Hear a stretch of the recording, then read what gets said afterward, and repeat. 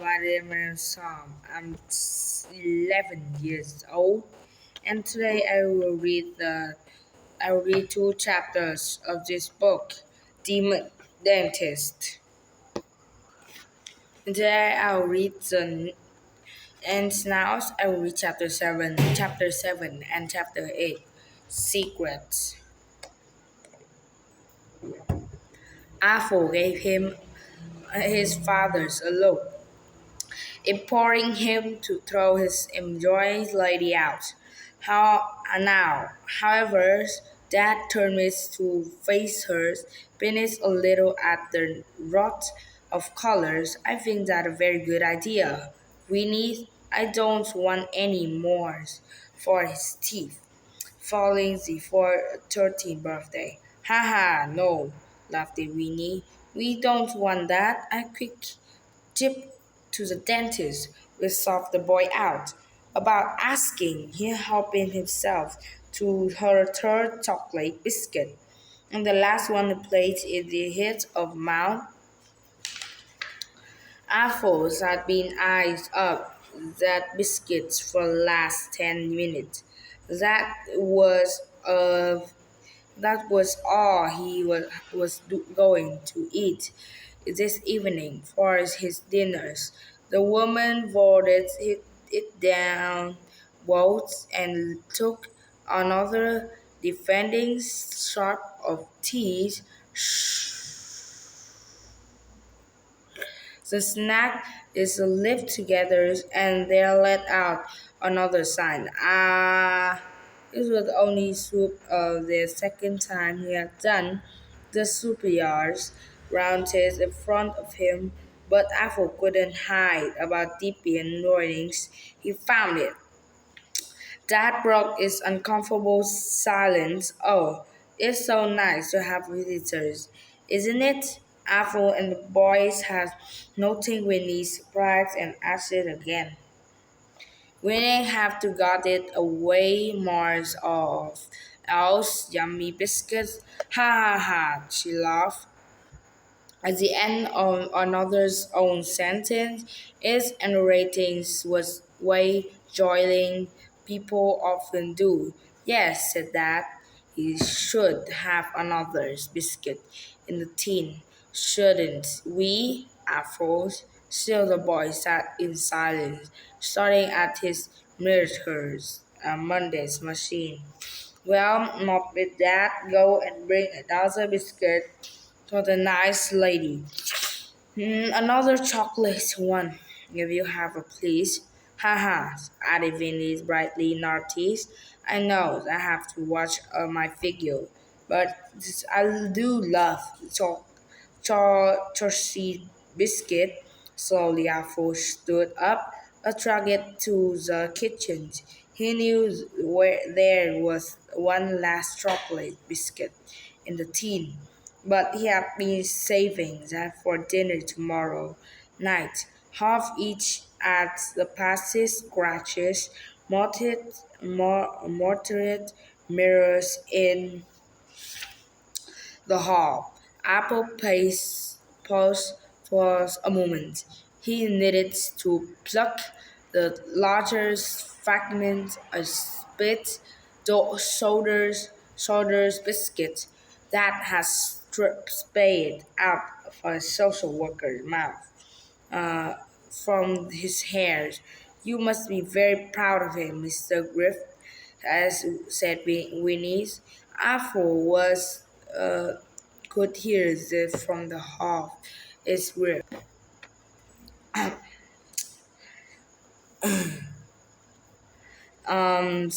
You must be very proud of him, Mr. Griffith, said Winnie. Apple could hear them from the hall. It's Griff. That's what I said. Griff, Griff. Griff. Griff, replied Dad. Yes, it's a woman with experienced tone. Grif uh, FFITH. Riff. Yeah, yes, of course. I'm very proud of my pups, Squeezy Dad. long sentence. Sometimes I got better of him. Your pups? Yes, it's called him sometimes. I see. Over years looking well after me so well. His whole life have been looking after me. But that voice is lowered to nearly a whisper. Now, I didn't tell him, but I had for last week when he was at school. I didn't want to worry him. Yes, I can't understand that. Apple sniffed. I was so standing near the door. The boy listened entirely wrote talking. I became short of the brief and I just blacked it out until out of my wheelchairs, smacked it straight on the bathroom floors. It was a rubbish to the hospital in the ambulance. The doctor did a load of tests. Oh yes, Winnie sounded very worried now. Well, that's nuggets to find the word. Take the time, Riff. Tell the doctors told me breathing was getting worse and worse. That fast, oh, Raph as Winnie's. The boy could hear his dad crying. It was heartbreaking. Here's Mr. Griff. Is have a tissues, and the social worker softly after took deep in her inhalations of breath. Hearing the dad crying made him want to cry, but the proud man fighting was making back up the tears. He riffed the strong way and worked it down my mind for 20 years. My dad did before me, and his dad before him. But I am a very ill man, and my poor little pups can't cope all on my own. Very sensible of you, Mr. Griff, replied Winnie. I'm glad you finally decided to call the councils, but I wish you had sooners and remembers I am here to help you and your sons. Apple stood frozen to spot. Dad had a habit of keeping bad news from him. He rising debt and their TV with fridge being responsive that was his health. Aples felt he was always the last to know. In credits, despite the closeness, there was plenty of chapters and Apple left that he kept. From his father, the boy has regrets too, and the biggest boy could bully him at school for dressing like a tramp.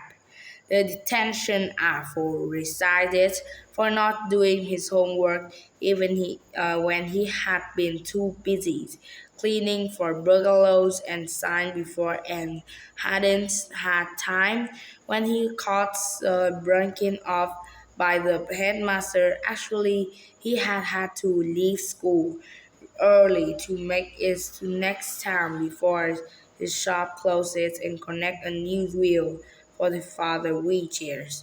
Afro felt his dad moved them enough things to worry about him too to worry about worrying about him too. But overhearing the conversations from the living room, tied to as he might not to, the boy family had to give to tears and had the griffin too, strong and power, but his tear had beaten him. Warm, salty, dropping ran down the boy's face, despite everything. After always believed that the dad would get better, now he had to face the truth. Chapter 8 Teeth. Apple called his dad from the living room. What about the biscuits for new friends Winnie? Hastily, Apple tiptoes back across the hall to the kitchen and busted himself and he had to headaches. Sometimes he's meant to hear it and now he's hide it. I go check on him, Mr. Griffith. Now sit the lady by the way, Winnie, it's Griffith, said Dad. Oh, that's what I said. Correct, Winnie, Riff. He turned it down the hard way.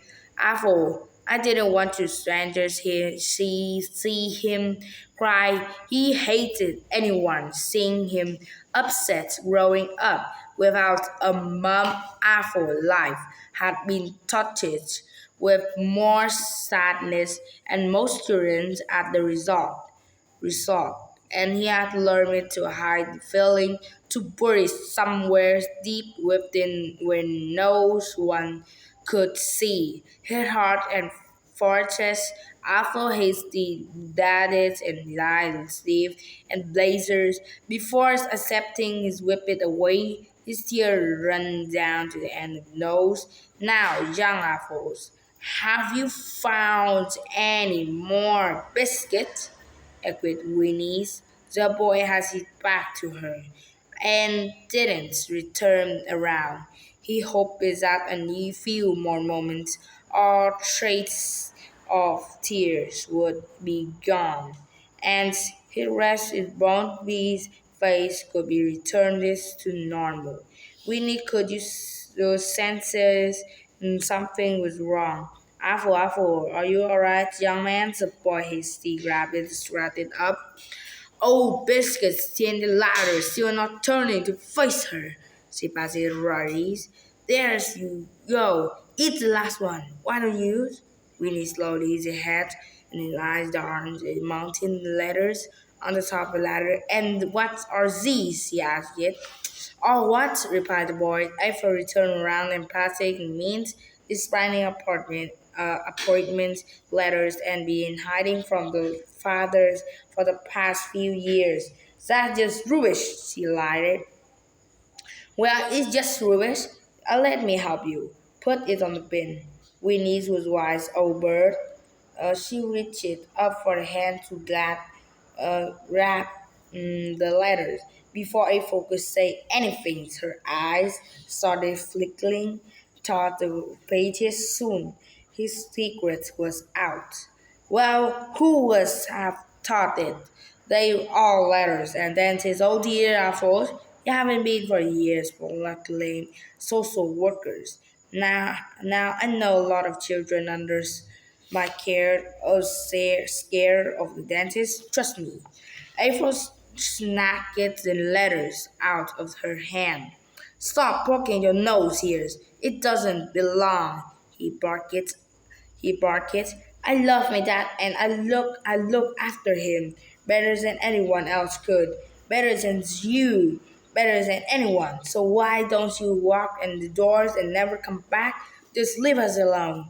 Winnie looked at Afros, waiting for his white hot angers to cool. Slowly, her head tilted one side of the job social workers. He had met the troubled children over years and not other kids.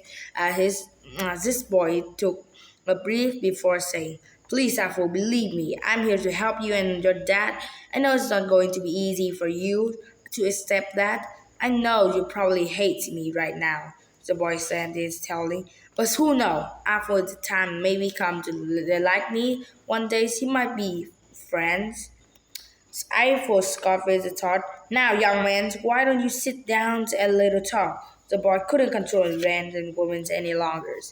"She had nothing to talk to you about," she shouted, pushing out her crowded kitchens and the dashes all the way to his bedroom when he's caught up after him. "Please, Alphonse," he implored, but the boy simply ignored her, slammed his bedroom doors shut behind him and locked it. Alphonse slumped down the bed and shut eyes and fugations and his head. Gentle tap of the door, tap, tap.